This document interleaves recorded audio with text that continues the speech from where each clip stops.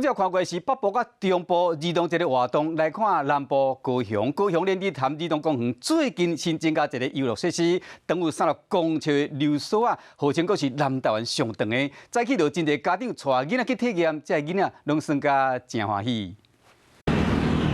小这是溜索啊的初体验。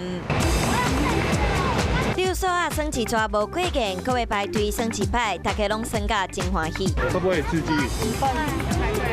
有一种高高的感觉，很好玩，很刺激。这是高雄莲池潭的儿童公园最近加一个新的设施，是南台湾上长的溜索啊。专长有30公尺，儿童节这天未少家长带囡仔来遮体验。排队，赶快去排队，快点！这是头拄啊，现场咧记球啊，溜索啊，袂当使用，有家长抓准要互囡仔失望啊。因为刚刚下一个就是他了，然后结果他们就突然说要计数，他就活生生被赶下来。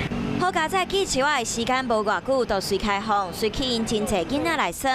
除了溜索啊，现场嘛有袂少游乐设施，有诶，阁是大小朋友会当做伙耍诶。好公园内底有真侪笑声。除了莲池潭儿童公园真闹热，来到附近的景点龙虎塔嘛有袂少游客。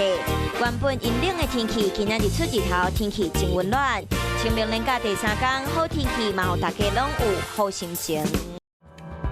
Hello， 我是叶明。想要看到更多更及时的新闻内容，请订阅华视新闻的 YouTube 频道，并且按赞、开启小铃铛。